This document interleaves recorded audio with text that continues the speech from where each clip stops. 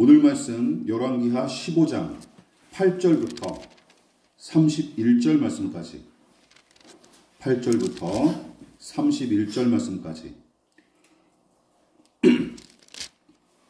제가 가진 성경으로 구약 성경 587페이지에서 588페이지 정도 됩니다. 열왕기하 15장 8절부터 31절 말씀까지 찾으신 줄 알고 저와 여러분이 한 절씩 번갈아 가면서 교독하도록 하겠습니다. 제가 먼저 봉독합니다. 유다의 왕 아사랴의 제38년에 여로보암의 아들 스가랴가 사마리아에서 6달 동안 이스라엘을 다스리며 그의 조상들의 행위대로 여호와 보시기에 악을 행하여 이스라엘로 범죄하게 한 느밧의 아들 여로보암의 죄에서 떠나지 아니한지라. 야베스의 아들 살룸이 그를 반역하여 백성 앞에서 쳐 죽이고 대신하여 왕이 되니라. 스가랴의 남은 사적은 이스라엘 왕 역대 지략에 기록되니라. 여호와께서 예후에게 말씀하여 이르시기를 내 자손이 4대 동안 이스라엘 왕위에 있으리라 하신 그 말씀대로 과연 그렇게 되니라. 유다 왕 오시야 제39년에 야베스의 아들 살룸의 사마리아에서 왕이 되어 한 달 동안 다스리니라. 가디의 아들 므나헴이 디르사에서부터 사마리아로 올라와서 야베스의 아들 살룸을 거기에서 쳐 죽이고 대신하여 왕이 되니라. 살룸의 남은 사적과 그가 반역한 일은 이스라엘 왕 역대 지략에 기록되니라. 그때에 므나헴이 디르사에서 와서 딥사와 그 가운데에 있는 모든 사람과 그 사방을 쳤으니 이는 그들이 성문을 열지 아니하였음이라. 그러므로 그들이 그곳을 치고 그 가운데에 아이벤 부녀를 갈랐더라. 유다 왕 아사랴 제39년에 가디의 아들 므나헴의 이스라엘 왕이 되어 사마리아에서 10년간 다스리며 여호와 보시기에 악을 행하여 이스라엘로 범죄하게 한 느밧의 아들 여로보암의 죄에서 평생 떠나지 아니하였더라. 아스루 왕 물이 와서 그 땅을 치려하매 므나헴이 은 1000달란트를 그에 주어서 그로 자기를 도와주게 하므로 나라를 자기 손에 굳게 세우고자 하여 그 은을 이스라엘 모든 큰 부자에게서 강탈하여 각 사람에게 은 50세겔씩 내게 하여 아수르 왕에게 주었더니 이는 아수르 왕이 되돌아가 그 땅에 머물지 아니하였더라. 므나헴의 남은 사적과 그가 행한 모든 일은 이스라엘 왕 역대 지략에 기록되지 아니하였느냐. 므나헴이 그의 조상들과 함께 자고 그의 아들 부가히야가 대신하여 왕이 되니라. 유다의 왕 아사랴 제50년에 므나헴의 아들 부가히야가 사마리아에서 이스라엘 왕이 되어 2년간 다스리며 여호와께서 보시기에 악을 행하여 이스라엘로 범죄하게 한 느밧의 아들 여로보암의 죄에서 떠나지 아니한지라. 그 장관 느마리아의 아들 베가가 반역하여 사마리아 왕궁 호이술에서 왕과 아르옥과 아리아를 죽이되 길르앗 사람 50명과 더불어 죽이고 대신하여 왕이 되었더라. 부가히야의 남은 사적과 그가 행한 모든 일은 이스라엘 왕 역대 지략에 기록되니라. 유다의 왕 아사랴 제52년에 느마리아의 아들 베가가 이스라엘 왕이 되어 사마리아에서 20년간 다스리며 여호와께서 보시기에 악을 행하여 이스라엘로 범죄하게 한 느밧의 아들 여로보암의 죄에서 떠나지 아니하였더라. 이스라엘 왕 베가가 아수르 왕 디글랏빌레셋에 와서 미디온과 아벨벳 마가가 아냐와 게데스와 하솔과 길르앗과 갈릴리와 납달리 온 땅을 점령하고 그 백성을 사로잡아 아수르로 옮겼더라. 우시야의 아들 요담 제20년에 엘라의 아들 호세아가 반역하여 르말리아의 아들 베가를 쳐서 죽이고 대신하여 왕이 되니라. 다같이 베가의 남은 사적과 그가 행한 모든 일은 이스라엘 왕 역대 지략에 기록되니라. 아멘. 예, 우리 말씀의 제목을 다 같이 한번 읽어보시겠습니다. 자, 시작. 죄와 반역을 반복하는 왕들. 예, 죄와 반역을 반복하는 왕들이라는 제목으로 함께 은혜를 나누도록 하겠습니다. 아마샤 왕에 이어서 남유다의 10번째 왕인 아사랴는 우리가 지난 시간에 함께 나눴죠. 우시야라는 이름으로도 불리며 남유다를 52년 동안 다스렸는데 열왕기서 본문은 그를 아버지 아마샤처럼 여호와 보시기에 정직하게 행한 왕으로 평가했습니다. 자, 그렇다면 성경은 무슨 근거로 그를 정직한 왕으로 평가했습니까? 열왕기서에는 나타나지 않지만 역대하의 저자는 하나님 보시기에 정직하게 행했다 하는 말과 하나님을 찾았다 하는 말을 대꾸법처럼 표현함으로써 하나님의 은혜와 그 뜻을 힘써 구하고 의지하는 그의 모습이 바로 하나님 보시기에 정직히 행하는 일이었음을 넌지시 표현하고 있습니다. 자, 이처럼 아사랴는 하나님 보시기에 정직하게 행했을 뿐만 아니라 나라의 부강과 백성의 안위를 위해 꽤나 힘쓴 왕이었어요. 그런데 할아버지와 아버지가 하나님 보시기에 정직히 행했으나 이후에 변질했던 것처럼 아사랴도 어떻게 변해요? 이렇게 변하고 말죠. 아사랴도 그동안 쟁취한 모든 승리와 정책적 성과들이 제 힘으로 이룬 줄로 착각하며 교만하기 시작했고, 나중에는 제사장에게 주어진 종교적 권위마저 탐내며 분양의식을 주관하려다가 나병에 걸립니다. 자, 그러니까 하나님 앞에 겸손히 낮추도록 돕는 사람들이 사라지고 순종의 신앙이 허물어지면서부터 교만과 탐심이 그의 마음에 뿌리 내리기 시작했고, 나중에는 아예 하나님보다 제 권위를 더 높이는 지경까지 이른 것이죠. 그런데 우리가 한 가지 또 주의해야 될 것, 열왕기하의 본문이 인과응보의 결론이 전부가 아니었다라는 것입니다. 북이스라엘의 여로보암 2세와 남유다의 아사랴가 사뭇 다른 인생을 산 것을 생각해 보십시오. 하나님 보시기에 악했던 여로보암 2세는 도리어 만사 형통하게 살다가 평안의 죽음을 맞이한 것으로 보입니다. 즉, 열왕기서는 회의적이면서도 염세적으로 기록된 전도서처럼 물리적인 잣대로는 두 왕의 차이를 분간하지 못하는 것처럼 기록했고, 그것이 오늘날 우리네 현실에서도 고스란히 적용되는 게 사실입니다. 그렇다면 중요한 것은 무엇입니까? 물리적인 성과나 삶의 형통이 아닙니다. 하나님과 관계를 맺는 인생, 이것이 바로 신자, 우리의 관건이라는 것이죠. 인생의 관건입니다. 설령 하나님께서 우리 인생에 간섭하시고 심지어 징계하실지언정 주님과 동행하고 그 품 안에 거하여 사는 것이 진정한 복이자 가장 큰 복임을 믿는 것, 여러분, 이것이 기독교 신앙입니다. 믿으십니까? 하나님 안에 사는 것, 그 자체로 감사하고 만족할 줄 아는 것이 기독교 신앙의 정수라는 것이죠. 그런데 오늘 살펴볼 이야기는 더더욱 비극적입니다. 본문의 무대는 또다시 남유다에서 북이스라엘로 전환되고 모두 북이스라엘 왕 5명에 관한 이야기가 짤막짤막하게 기록된 게 전부죠. 자, 그렇다면 우리가 여기서 얻을 수 있는 교훈은 무엇인지 함께 살펴보도록 하겠습니다. 자, 첫 번째 같이 읽어볼까요? 시작. 반복된 반란과 반역, 반복된 왕위 찬탈. 열왕기하 15장 8절부터 31절까지 기록된 내용은 여로보암 2세 이후로 북이스라엘의 왕위를 차지한 5 왕에 관한 이야기로서 열왕기서의 저자는 그들의 생애를 매우 간단 명료하게 기록했습니다. 아마도 저들이 선대 왕들의 행태를 고스란히 답습했던 까닭에 똑같은 이야기를 굳이 장황하게 늘어놓을 필요가 없을 뿐더러 죄악과 불의와 폭력으로 점철된 그들의 생애에 관해서 이런저런 이야기를 덧붙여서 시선을 끄는 것이 흥미거리를 찾는 사람들한테는 재미있는 소재일 수 있으나 성경의 경건한 독자들한테는 그다지 유익할 게 없기 때문에 아마 그냥 간단하게 축약시켜서 묘사한 것 같아요.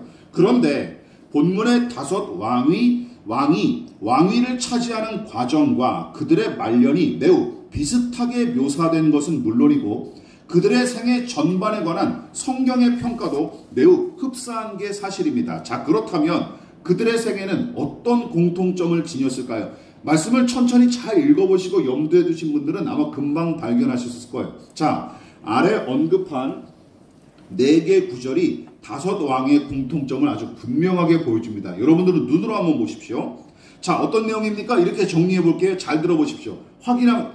해당 구절을 확인하면서 잘 들어보시기 바랍니다. 여로보암 2세의 아들 스가랴는 살룸의 반란으로 왕위에 오른 지 6개월 만에 죽임을 당했고, 엘리사가 예언한 바와 같이 예후 왕조는 스가랴라는 사람을 끝으로 막을 내립니다. 예후 왕조가 4대에 걸쳐서 여기서 끝난 거예요. 그러면 10절에서 살룸이 그를 반역하여 하는 9절의 글은 바로 스가랴, 예후 왕조의 마지막 왕인 스가랴를 가리키는 거예요. 자, 그렇다면 반란을 일으켜 왕위를 찬탈한 살룸은 어떠했을까요? 6개월은커녕 한 달 동안 왕노릇했을 뿐 미처 적응하기도 전에 잔인무도한 므나헴이라는 사람의 반란으로 죽임을 또 당합니다. 그나마 므나헴은 10년간 북이스라엘을 다스리고 그의 아들 브가히야라는 사람에게 순적하게 왕위를 물려주죠. 그러나 아수르 제국이 그의 재위 기간 중에 침략하는 바람에 큰 화를 입을 뻔합니다. 그러자 막대한 재정적 손해를 감수하면서까지 아수르 왕에게 뇌물을 갖다 바쳐서 간신히 위기를 모면을 해요. 그게 19절과 20절에 나와 있죠. 그리고 므나헴의 아들인 브가히야가 그 다음 왕위를 차지하면서 2년 동안 나라를 다스리지만 이 브가히야도 그의 부관인 베가의 반란으로 왕궁 호위소에서 다른 부하들과 함께 끝내 살해당합니다. 그리고 베가도 마찬가지죠. 베가는 북이스라엘을 20년 동안 다스리며 꽤 오랫동안 왕노릇을 했지만 결국은 그도 반란을 일으킨 호세아라는 왕의 손에 죽임을 당하며 비참하게 생을 마감합니다. 그리고 이 호세아라는 왕은 북이스라엘의 마지막 왕이 되는 거예요. 이제는 완전히 망하는 거예요. 따라서 북이스라엘의 14대 왕인 스가랴를 끝으로 4대에 걸친 예후 왕조는 막을 내렸고 15대 왕인 므나헴부터 그리고 19대 왕인 호세아까지 반역과 반란으로 왕위를 찬탈하는 일이 내내 반복이 됩니다. 물론 므나헴의 아들인 브가히야가 그 와중에도 순적하게 왕위를 물려받는 경우에 해당하지만 결국은 그의 일생도 베가의 반란으로 비참하게 죽임당하며 끝나는 탓에 브가히야는 반란을 일으켜 선왕을 죽인 아버지 덕택의 왕위에 오른 반란의 수혜자임과 동시에 반복된 반란과 반역으로 인해 죽임을 당한 피해자이기도 하죠. 수혜자이자 피해자이기도 합니다. 자, 이처럼 정치적으로는 반란과 반역을 통한 불법적인 왕위 찬탈이 내내 반복이 됩니다. 그뿐만이 아니죠.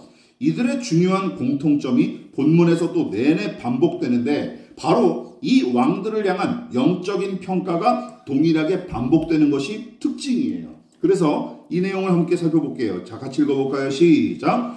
여로보암을 따라 하나님 보시기에 악을 행한 왕들. 언급했다시피 5 왕이 반역에 성공하여 왕위를 차지하기는 했으나 끝내는 반역을 막지 못해 죽임당하는 패턴이 내내 반복됐듯이 그들을 향한 하나님의 평가도 동일한 내용으로 본문에서 계속 반복이 됩니다. 그와 관련된 구절을 모아놓고 보면 다음과 같은 거예요. 이렇게 4구절이 나오는 거예요. 자, 여러분 이 내용을 쭉 눈으로 한번 보십시오. 자, 본문이 악을 행한 왕으로 각각 평가한 인물을 순서대로 나열하자면 첫 번째 스가랴, 므나헴, 브가히야, 베가 이렇게 순서로 나타나는 거예요. 한 명이 빠졌죠. 누가 빠졌습니까? 스가랴를 죽이고 왕위를 차지했으나 한 달 만에 다시 므나헴의 손에 죽은 살룸이라는 사람이죠. 자, 그렇다면 여기서 빠진 살룸은 하나님 보시기에 악을 행했다 하고 평가하는 기록이 없는 까닭에 그를 다윗이나 여호사밧처럼 선한 왕으로 평가할 수 있을까요? 말도 안 되죠. 왜 그러면 이 사람에 대해서는 언급하지 않았을까요? 재위 기간이 한 달밖에 안 되잖아요. 이게 평가하고 자시구가 없는 거예요. 그러니까 평가를 하기도 전에 목숨이 날아갔으니 어떻게 평가를 합니까? 재위 기간 자체가 워낙 짧아서 이런저런 판단을 내리는 것 자체가 무의미할 뿐더러 여러분 생각해 보십시오. 버려야 할 쓰레기의 양이 적다고 그게 쓰레기가 아닌 게 됩니까? 아니죠. 쓰레기는 쓰레기일 뿐입니다. 이처럼 이들은 반란을 일으키거나 반역의 수혜를 입어 권력을 잡은 자들이고 이후에는 도리어 저들이 숙청의 대상으로 전락하여 죽임을 당합니다.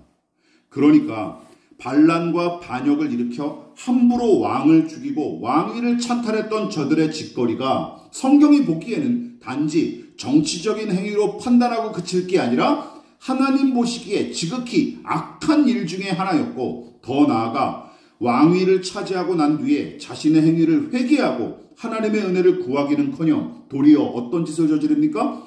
그들의 조상이자 초대 왕인 여로보암처럼 하나님을 배신하고 제 배를 채우는 일만 급급하여 우상을 섬겼기에 열왕기서의 저자는 이들을 가리켜서 뭐라고 평가한 거예요? 여호와 보시기에 악을 행한 왕으로 평가한 것입니다. 물론 북이스라엘의 모든 왕이 이러했습니다. 이들만 그런 게 아니에요. 북이스라엘의 역대 왕들이 다 이랬습니다. 이런 평가가 동일하게 내려졌어요.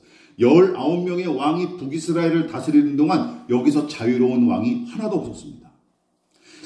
물론 그 와중에도 나라와 백성의 유익을 조금이나마 염두에 두고 통치했던 몇 명의 왕이 북이스라엘에도 존재했고, 무엇보다 하나님께서 타락한 북이스라엘 백성을 불쌍히 여기셨던 까닭에 이 나라는 겨우겨우 명맥을 유지할 수 있었지만, 여로보암 2세 이후의 왕들부터는 정치와 경제, 국방 등을 비롯한 모든 국가 운영이 망가질 대로 망가진 상태였습니다.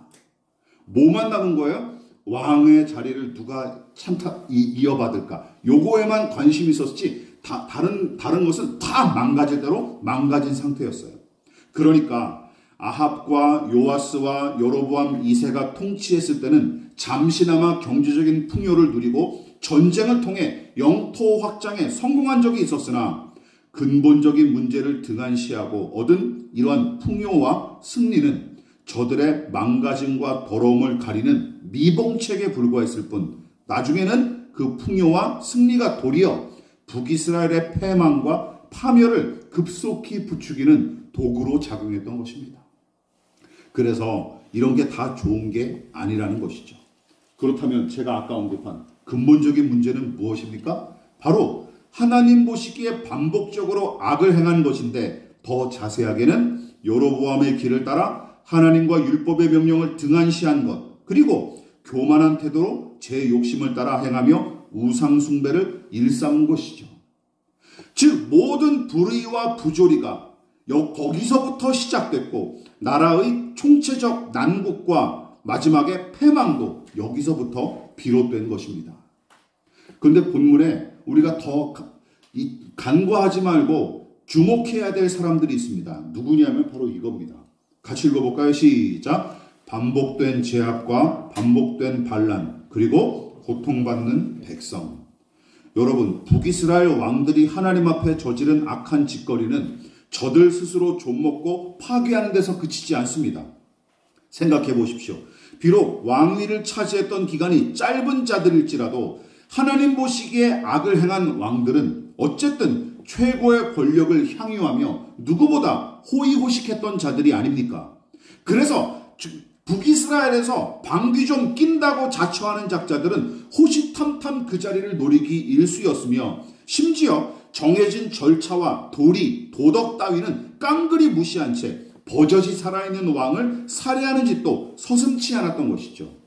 그러니까 이들의 목적은 그저 권력을 찬탈하여 호의호식하고 남들 위해 군림하는 것밖에 없었던 것입니다. 그리고 그 외에 다른 것은 아예 신경도 쓰지 않았습니다. 그 증거가 본문의 두 번의 사례를 통해 아주 구체적으로 드러납니다. 자, 15장 16절 같이 읽어볼까요? 시작. 그때에 무나엠이 디르사에서 와서 딥사와 그 가운데 있는 모든 사람과 그 사방을 쳤으니 이는 그들이 성문을 열지 아니하였습니다. 그러므로 그들이 그곳을 치고 그 가운데에 아이벤 부녀를 갈랐더라. 너무 잔인한 일이죠. 살룸을 죽이고 왕위를 차지한 무나엠이 이전에 왕위를 차지하기 전에 이제 반역을 일으켜서 사마리아 왕궁으로 진격하다가 어디를 들립니까? 딥사라고 하는 고을에 들리게 되는데, 거기서 지나가게 되는데, 그곳 사람들이 그때 순순히 성문을 열어주지 않게 돼요. 그렇지 않습니까? 반란을 이렇게 어떻게 반역자에게 쉽게 동조를 합니까? 그래서 성문을 닫고 열어주지 않았다는 이유로 그곳 주민들을 잔인하게 학살하는 짓을 저지르죠. 그 학살의 대표적인 사례가 맨 마지막 구절에 나오는 거예요. 아이벤 부녀를 그냥 죽여버린 거죠. 여러분, 고대 시대의 미개한 인간들이 저지른 짓거리로 여겨지십니까? 지금도 러시아의 침공으로 몸살을 앓는 우크라이나는 물론이고 그보다 더 끔찍한 일들이 이스라엘과 팔레스타인 전쟁으로 지금 이 시간에도 날마다 벌어지고 있습니다. 이보다 더 끔찍한 일들이. 아이들이 유괴가 되고 납치가 되고 아이들 머리 위로 폭탄을 받고 퍼붓고 병원에다가도 폭격하고 있지 않습니까? 예? 이런 걸 보면 문명과 문화가 발전하고 과학기술은 진보했을지언정 인간의 타락한 본성과 탐욕스러운 생리만은 전혀 나아지지 않은 것 같습니다. 자, 어쨌든 므나헴은 왕위를 찬탈하기 전부터 목표를 위해서는 누구든지 해칠 만큼 무서운 인간이었죠. 하기야 나라의 임금도 서슴지 않고 잡아 죽이는 작자가 누군들 해치지 못하겠습니까? 그러나 그런 잔인무도한 므나헴도 아수르 왕 앞에서는 순한 개처럼 굴며 굽실댔고 아수르 왕의 환심을 얻기 위해 부자들에게 은을 갈취해서 갖다 바치는 짓을 저지릅니다. 자, 같이 읽어볼까요? 시작. 그 은을 이스라엘 모든 큰 부자에게 강탈하여 각 사람에게 은 50세겔씩 내게 하여 아수르 왕에게 주었더니 지 돈을 주지. 부자들에게 그 돈을 갖다 해가지고 아수르 왕에게 뇌물로 갖다 붙이고 제발 우리를 더는 괴롭히지 말아주십시오. 이 돈 받고 좀 떨어지십시오. 이렇게 한 거죠. 부자들은 강탈당해도 문제가 없습니까? 말도 안 되죠. 부자들도 엄연히 이 나라의 백성 아닙니까? 가난한 백성한테는 얻어낼 게 없었던 까닭에 오히려 부자들을 탈탈 턴 것 뿐이지 므나헴이 무슨 부유층의 개혁을 위해 은을 강탈한 게 아닙니다. 오히려 약강 강약, 즉 약한 자 앞에서는 강하고 강한 자 앞에서는 약한 척하는 므나헴의 졸렬한 태도가 이 구절을 통해 고스란히 폭로됐을 뿐입니다. 나쁜 놈이라는 거죠. 양아치 같은 놈. 여러분, 이런 작자가 한 나라의 왕인 것 자체가 끔찍한 일입니다. 그뿐만이 아닙니다. 므나헴의 아들인 부가히야를 죽이고 왕이 된 자가 베가인데 그가 다스리던 시기에 아수르가 또다시 북이스라엘을 침공했고 그때는 뇌물이 먹히지 않을 뿐더러 이스라엘의 여러 지역을 아수르가 점령함과 동시에 점령한 지역에 거주하는 주민들을 사로잡아 아수르로 강제 이주시켜버립니다. 이제 여기서부터 이제 북이스라엘은 급속히 이제 망가지기 시작하는 것이죠. 29절을 함께 볼까요? 자, 시작. 이스라엘 왕 베가 때에 아수르 왕 디글랏 빌레셋이 와서 이온과 아벨렌 마아가와 야노아와 게데스와 하솔과 길르앗과 납달리와 갈릴리와 납달리 온 땅을 점령하고 그 백성을 사로잡아 아수르로 옮겼더라. 이제 인구 혼합 정책이 식민지의 인종 혼합 정책이 이제 여기서부터 시작되는 거예요. 나중에는 사마리아로 아수르 백성들을 또 이렇게 파송되고 아주 그냥 인종을 섞어버리는 일을 합니다. 그래서 예전에 신약 성경에 예수님이 사마리아 땅으로 지나갈 때 사마리아인들이 그런 피해 의식이 있었잖아요. 왜 너희 유대인들은 자꾸 우리 보고 이렇게 차별하고 예루살렘 성에 있는 성전에서 진짜 예배하는 것이 진짜 예배지 너희들 사마리아의 성에서 예배하는 건 너희 가짜다. 이런 걸 가지고 사마리아 여인이 예수님께 시비를 걸지 않았습니까? 여기서부터 비롯된 거예요. 그런 피해 의식, 지역 감정이 생긴 것이죠. 이때부터. 여러분, 생각해 보십시오. 이 부분을 생각해 보십시오. 시대와 국경과 인종을 초월하여 정치는 항상 이러했습니다. 이제 4월에 선거가 다가오지 않습니까? 정신 똑바로 차리십시오. 권력 다툼을 위한 정치와 그 무대는 항상 힘있고 돈 있는 기득권자들이 독차지했을 뿐 평범한 백성과 국민은 그저 권력을 잡은 주인공들의 들러리 역할로 소비되거나 더 심하면 착취의 대상으로 전락하여 이용당하기 일쑤였습니다. 그렇지 않습니까? 이게 항상 정치의 생리였어요. 2016년에 이명박 정부였나요? 그때가 나향욱 교육부 정책관 기억나십니까? 민중은 개돼지라는 소리를 짓거려댔다가 공부를 산 적이 있는데 여러분 그냥 나온 소리가 아니에요. 기득권자들이 대중 일반 국민을 어떤 식으로 바라보는지 아주 잘 보여주는 사례입니다. 지금이라고 달라졌을까요? 똑같을 겁니다. 이처럼 기득권자들과 권력을 탐하는 자들 사이에서 벌어진 본문의 왕위 쟁탈전에도 기억하십시오. 정작 백성과 나라의 안위를 염려하는 작자들은 단 한 사람도 등장하지 않습니다. 그리고 오히려 대부분 백성은 고래 싸움에 등이 터지는 새우 신세를 모면하지 못했죠. 자, 그렇다면 본문을 통해 우리가 이해하고 또한 우리가 직시해야 될 것은 무엇일까요? 마지막으로 이 내용을 살펴보도록 하겠습니다. 시작! 북이스라엘의 반복된 비극, 회복할 믿음과 사랑입니다. 본문은 크게 두 가지 내용을 보여주는 듯합니다. 첫 번째, 하나님을 등진 죄인이 탐욕에 사로잡힐 때 그가 얼마나 잔인하고 끔찍할 수 있는지, 또한 죄와 탐욕에 사로잡힌 죄인이 얼마나 무지하고 멍청한지 분명하게 보여줍니다. 즉, 죄와 탐욕에 사로잡힌 죄인의 무지함과 사랑을 상실한 인간의 잔인함을 유감없이 보여주고 있어요. 본문에 등장하는 왕들을 보십시오. 저는 이상하게 생각했어요.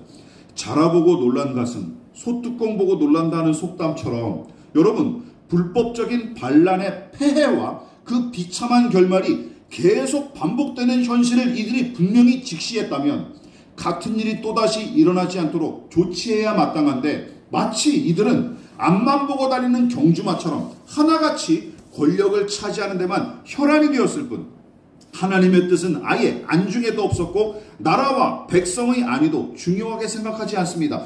게다가 불의와 죄악이 반복되고 그로 인한 비극이 끊이지 않는데도, 똑같이 반복되는데도 본문에 등장하는 왕들은 이 저주의 고리를 끊거나 멈춰볼 생각조차 하지 않습니다.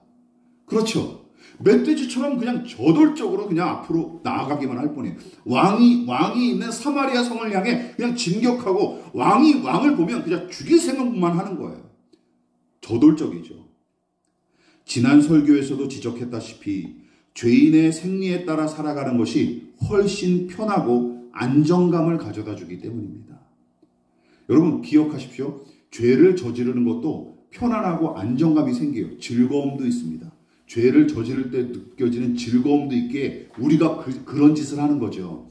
그런 즐거움이 없고 편리함이 없고 평안함이 없다면 누가 죄를 짓겠습니까? 그렇지 않습니까? 예, 죄를 짓는 게 너무나 힘들고 고통스러워요. 누가 죄를 져요 그러면? 죄를 짓는데 이게 너무나 편안하고 그리고 즐거우니까 그 짓을 하는 거예요. 그래서 평안했던 어제처럼 오늘과 내일을 살아가는 것이 대부분 사람의 생리 아닙니까? 그리고 거기서 더 나아가면 왕위를 찬탈하기 위해 무슨 짓도 서슴지 않았던 자들처럼 더더욱 적극적으로 탐욕이 이끄는 대로 살아갈 수밖에 없습니다. 그러니까 죄인은 죽을 때까지 죄의 굴레에 사로잡힌 상태로 그냥 만족하며 안주하며 살거나 아니면 더 욕심이 많으면 지나친 탐욕에 이끌려 더더욱 악을 행하며 사는 것입니다. 목표 지향적인 삶이 좋아 보이십니까? 저는 이제는 그렇게 좋아 보이진 않습니다. 왜냐하면 목표 지향적인 삶은 그 목표를 이루기 위해서 경주마처럼 내리달리다 보면 많은 폐해와 부조리가 생기게 마련입니다. 그렇다면 신자는 어떻게 살아야 합니까? 우리는 그 대안을 바울의 교훈에서 먼저 하나 찾아보도록 하겠습니다. 에베소서 4장 시작. 너희는 유혹의 욕심을 따라 썩어져가는 구습을 따르는 옛사람을 벗어버리고 오직 너희의 심령이 새롭게 되어 하나님을 따라 의와 진리의 거룩함으로 지으심을 받은 새 사람을 입으라. 거짓된 탐욕에 사로잡혀 살아가던 옛사람의 삶의 방식을 과감히 폐기하고 새로운 마음과 생각을 가진 새 사람으로 거듭나 올바르고 거룩하게 살아가는 것이죠. 그리고 새로운 마음을 가진 새 사람으로 거듭나는 일은 오직 하나님을 의지하는 믿음으로만 가능하기에 날마다 그 은혜를 간구해야 마땅합니다. 믿으십니까? 하나님 제게 믿음을 주십시오.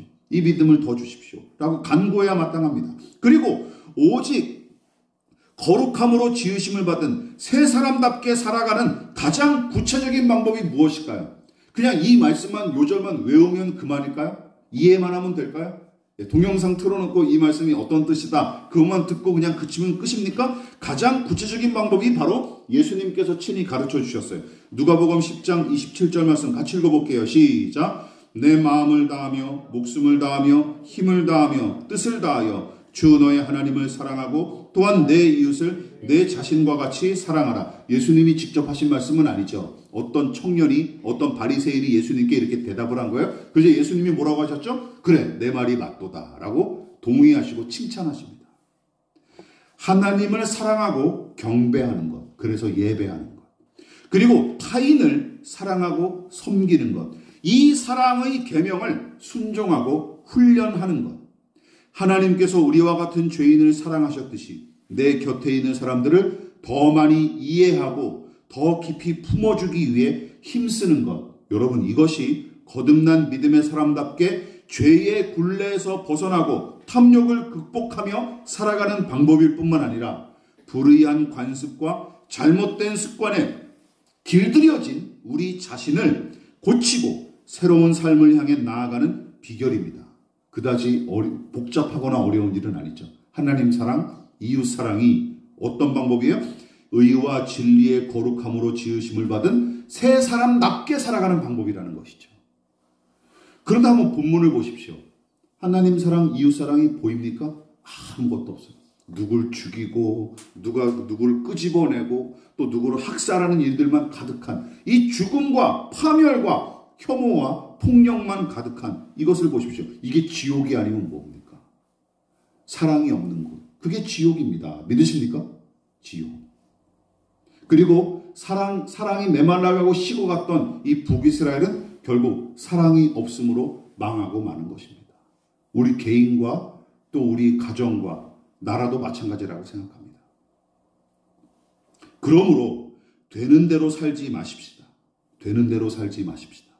주의 뜻이 무엇인지 분별하고 그 뜻에 따라 살아가기를 힘쓰는 저와 여러분 모두가 되기를 진심으로 부탁을 드리겠습니다. 기도하겠습니다.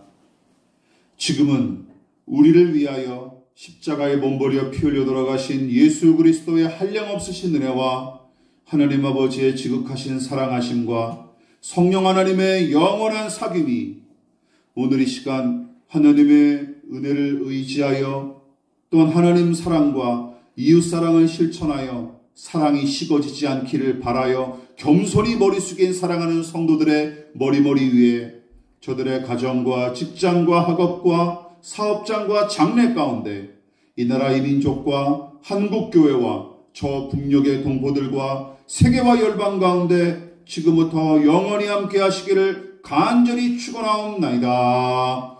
아멘.